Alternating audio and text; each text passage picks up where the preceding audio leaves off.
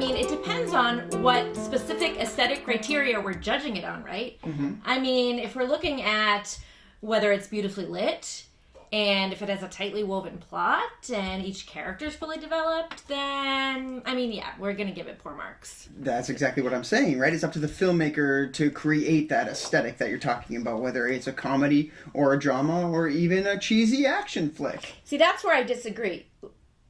Wait, did you just... Speed is not a cheesy action flick, okay? Speed was an action masterpiece. Come on, I don't know about that, Allison. Come on, when the bus hits the baby carriage and Keanu's like, it was cans, tin cans. And the bus is flying around corners going 60 miles an hour. And, I mean, Dennis Hopper, have you ever seen a better 90s movie villain than Dennis Hopper in Speed? Oh my god, I can name like 10. Yeah, Okay. Of course. You've got Hannibal Lecter, played by Anthony Hopkins in Silence of the Lambs. Then you've got John Malkovich as Cyrus the Virus in Con Air. You can go... Sit down, Jared. It's not going to do you any good to be nice to me. Miss Rothwell? Yes, that's me.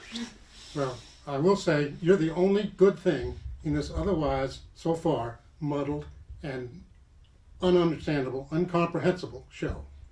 This has to be better. Where are Juri and Attorney Gordon? Attorney Gordon is in the basement. He's getting a prop right now, and Juri is... She's in her office doing her pre-show meditation. She's meditating. She's meditating. Yeah, she likes to meditate before every show. Well, you're here. They're not. So you're going to have to listen to what I have to say. I want you to give them a message. Can you do that for me? Mm-hmm. Yes, sir. All right.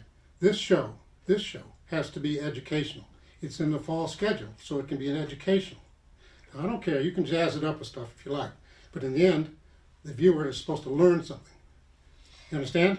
I think in the last episode, sir, there was some educational stuff about the trial and objections and... Yeah, and we also had that scene about what your rights are at a police station. I think that's pretty important right now with everything. Not good enough. Here's the message I want you to give them. I want you to tell them that if episode 2 is not a lot better than episode 1, there's not going to be an episode 3. Are we clear? Mm-hmm. Okay.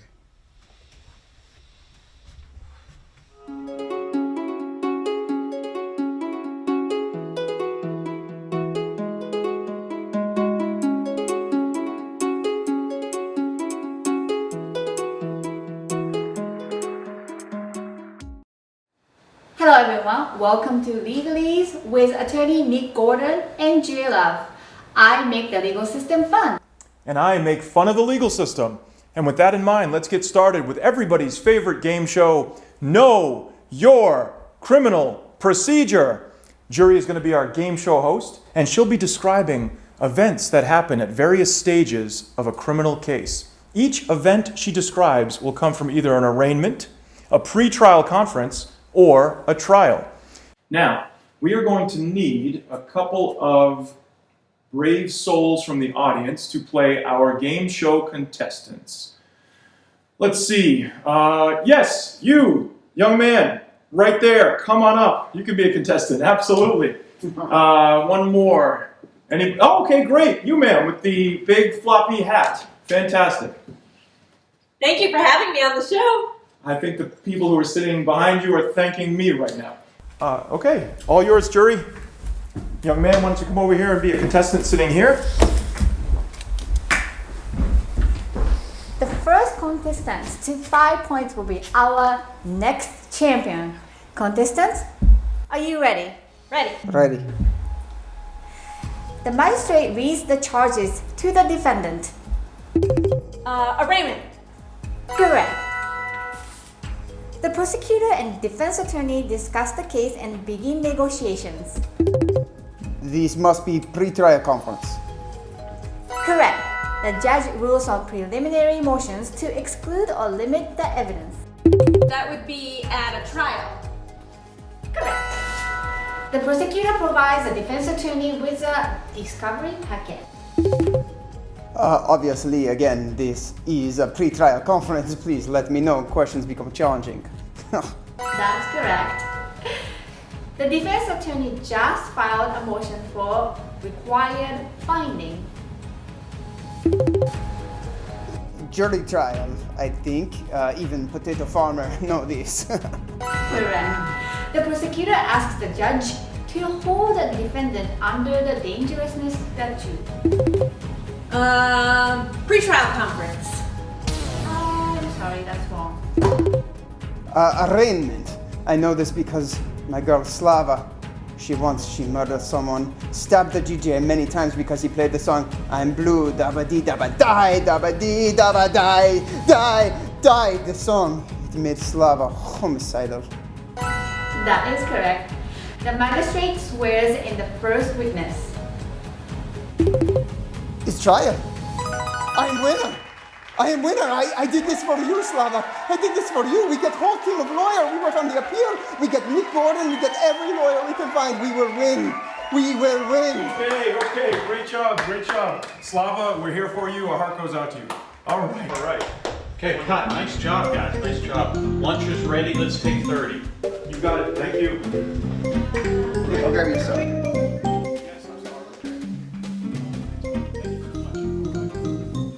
Hey guys, can we talk for a minute? Sure. Oh, wait, someone tell me. This is about that alligator scene we're shooting later? Allison, I promise you, they're heavily sedated. It's not that. Roger Porter was here earlier looking for the two of you, and he was not happy. Porter. Oh, he's that FCC guy, right? Let me guess. He's mad about the olive oil joke? No, Nick, he's the president of the studio. He's your boss, he's my boss, and he's pretty much everyone's boss. Well, not for long, maybe. That's kind of what we need to talk about. He's not very happy with the show so far. No, he said the show needs to be a lot more educational. He actually called our first episode muddled and incomprehensible. Muddled and incomprehensible. Nick, let me deal with Ms. Porter. I know how to talk to these big wigs. Muddled especially him. and incomprehensible. Does this guy know that we did 2 seasons on Comedy Central? Ever hear of it? Comedy Central? Geez, I don't know. It's just the biggest comedy network on planet Earth. Maybe he's heard of it? Well, technically, Nick, it was 2.5 seasons until we got canceled by the Florist show. Yes, Jared, I remember that. But thank you for reminding me again. Anytime. Promise me, you guys, let me handle this, okay? Mr. Porter and I go way back. He'll listen to me. Okay, Juri. Fine. You handle it. You talk to this Mr. Porter, and I trust you, and I promise you I won't say anything. But when you talk to him, you might as well tell him that this is the show, and we are not changing it.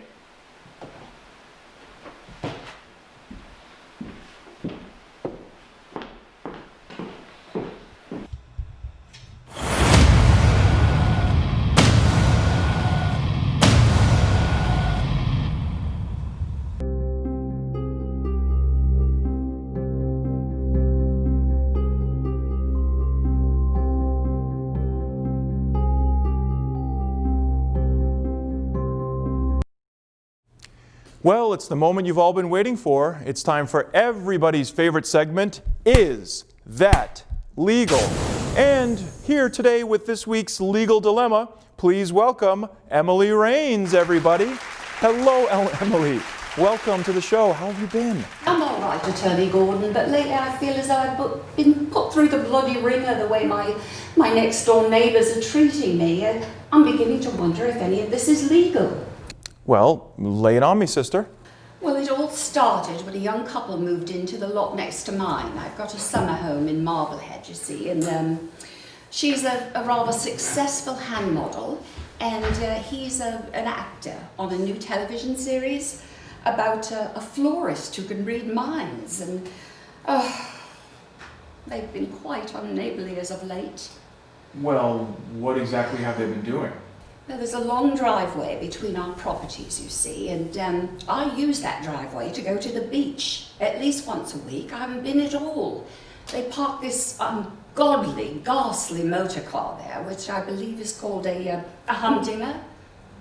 Hummer. I beg your pardon? I think the vehicle is called a Hummer. Oh, well, or whatever they're called. I'm sure they're terrible for the environment. But anyway, it's parked there all the time, and I can't get up or down the street. And I've got this little tiny convertible Jag that would fit sort of in the space, you see. And it's just been awful for me, Attorney Gordon. You've got to help me. All I do is sit and look at this red monstrosity that looks like something out of a post-apocalyptic George Miller movie. George Miller, he's the director who made Mad Max, right? Quite right. Now listen, I heard that you're something of an attorney. Is there anything at all you can do to help me? And above all, is this legal? Is this legal? Let's see. You want to get to the beach. You got a driveway. You can't go through the driveway. There's a big Hummer parked there. You've been doing this for 20 years, right? You did say you've been using that path for years, right? 20. You know, under Massachusetts law, pursuant to Commonwealth versus McGlory and other cases that followed, there is something called an easement by necessity. That's when the owner of a parcel needs to cross over their neighbor's landlocked parcel in order to get to a public road, or in your case, a public beach. Because you've used this particular road for many years, legally, we could say that your use of the easement has been what we call open and obvious. Now, you know, Emily, unlike Mad Max Thunderdome, where there are no rules, fortunately for you, in the Commonwealth of Massachusetts, when it comes to property law, there are very clear rules. And what your neighbor is doing, parking that Hummer on that driveway and blocking your undoubtedly beautiful Jaguar, violates those rules. Because, Emily, I'm happy to tell you, that is not legal. That's all the time we have for this week's episode. Thank you so much for joining us. Thank you to all our wonderful actors, Alison Roscoe, Jared Craig, Rita Gordon, and Lou Gordon. Thank you to our crew at the Foxboro Cable Access, the best crew in the business. Until next time, America, the jury's out.